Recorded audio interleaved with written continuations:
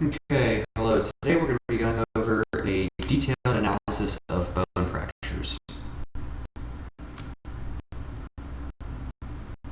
Okay, so what are bone fractures? A bone fracture is a medical condition where the continuity of the bone is broken. So that's the textbook definition of it there. As we can see, this person has their radius bone right here, and normally it would be flat, and it would be one shaft of the bone, and obviously we can see it's split here and not connected in the middle, and we can see that on the left here. So the continuity of it is broken, which does mean that this is a bone fracture. Okay, so what are the actual problems? So there's a few of the main problems that can occur, that bone fractures can occur from.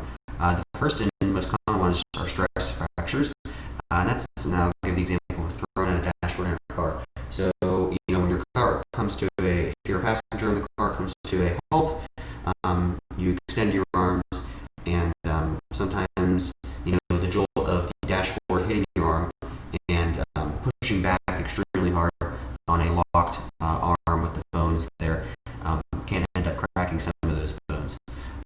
Styloid processes through the radius and ulna at the bottom of the wrist there, and then a lot of your weaker carpal bones can end up getting cracked, resulting in that non-continuity, which would therefore be a stress fracture from a certain force being applied to it. And then we see repetitive fractures. That could be possibly, if you're running and one of the bones in your ankle is exposed and is consistently getting damaged, and then eventually, as you continue to run with that foot, it starts to hurt more and more, and the bones in your foot end up starting to crack, maybe with the metatarsals at the bottom of your feet, and as you're running, those bones can begin to slightly crack, and that's called a repetitive fractures because you're repetitively applying a bone-breaking force to that bone. And then osteoporosis is one of the ones that are less common, but really it has nothing to do with physical force being applied to the bones. It just happens with old age. So as old age occurs, some of your bones can weaken and start to crack that way and fracture. As you can see right here, this is somebody's femur, the bottom of it, and we can see different types of fractures that can occur, what they can look like throughout the femur. Okay, so common symptoms. Main one is pain that diminishes during rest. You can sometimes see a lot of people who have these fractures. They're attempting to try to stay off the limb or try to not work with the certain bone that they've injured. So mainly people would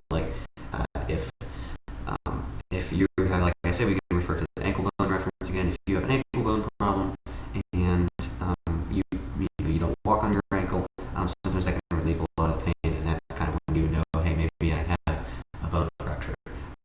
Pain that occurs during normal activity. So, like I said, if you're on the ankle and you're walking around and it's really hurting, and it's worsening, then you know that you can potentially have a bone fracture.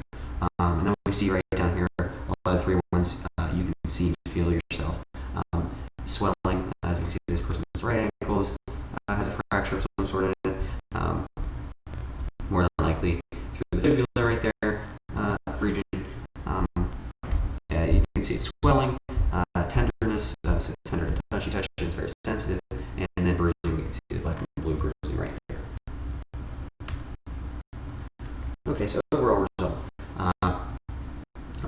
Ultimately, this can result in severe pain until medical attention sought. So really, people who think they have a bone fracture, really the only thing to know for sure is to get an X-ray from a medical professional, and that's what people will seek medical attention usually when they think they have a bone fracture. And it's also very hard to use the area of fracture to carry out daily activities. So you see this kid right here. It looks like he's maybe holding his tibia, maybe part of the anterior crest, which is that shin bone could have cracked a little bit, and he's holding it in pain there, and it looks like he cannot go about his daily activity, which is running around and playing soccer. So.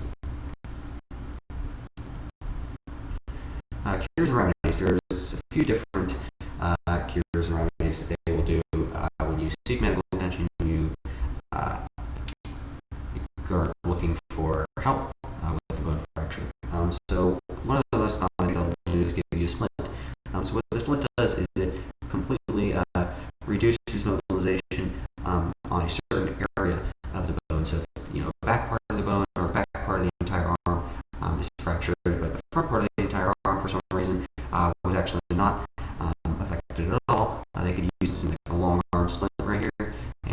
does is just make sure that the bottom part of the arm does not extend over the 90 degrees that it's supposed to um, for getting better.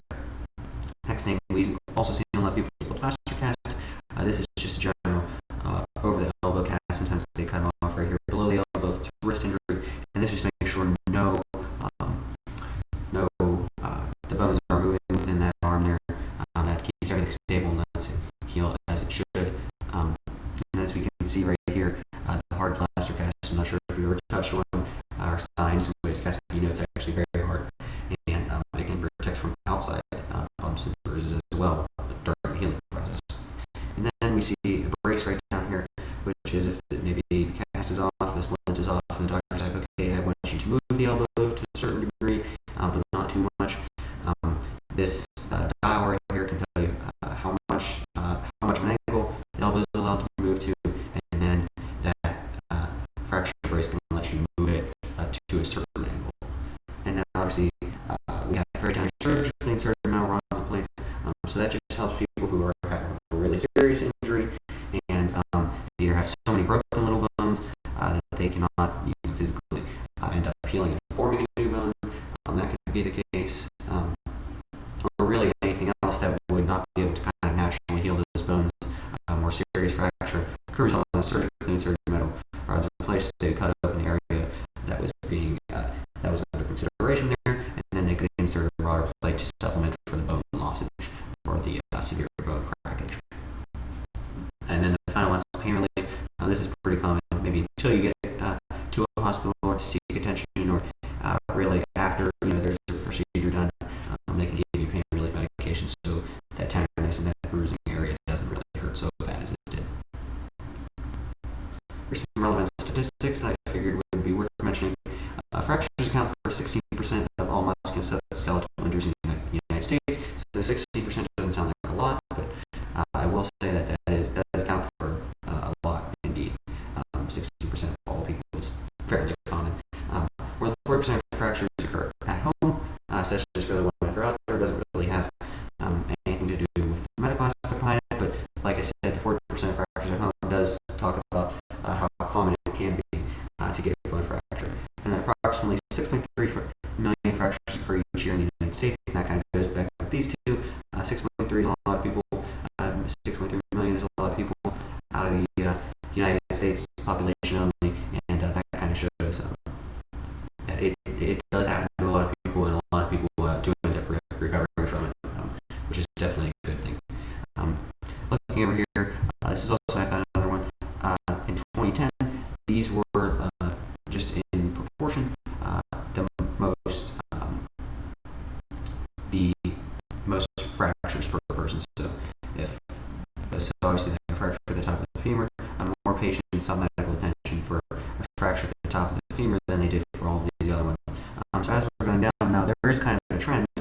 We see a lot of face bones, and we see a lot of the pelvis upper femur region, which is something to consider, and that's something to look at when you have, or when anybody else, they're engaging in a really heavy physical activity, and they think they may have,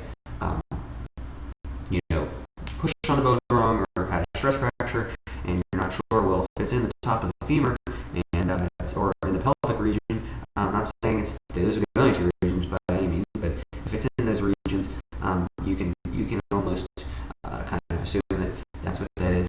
Obviously, you wouldn't know until you got an X-ray, but there's also other like the vertebral column is fine, so like that's another one that people get fractures from. And some of these will resolve from osteoporosis, some of these will resolve from those repetition fractures, but most of them will indeed be the stress fractures. Okay, so just one more, a little bit of a recap here. Bone fracture is a medical condition where the continuity of the bone is broken. As we can see right here, this person's tibia. I showed you the radius in the first photo. This is just this person's tibia. This bone is going to go straight up the shaft right here, and obviously it's cracked, and it seems to almost be falling off or skating off that way. That definitely looks like a stress fracture of some sort right there. And the pain that occurs during normal activity, so obviously if this person was walking around, this would be very painful for them, and they really couldn't just walk around like that without having any extra pain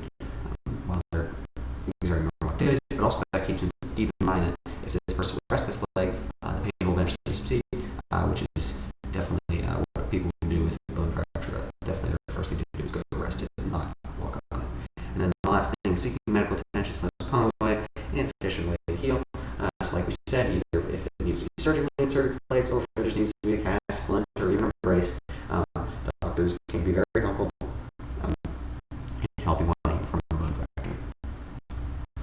Okay, so thank you. If you need more help understanding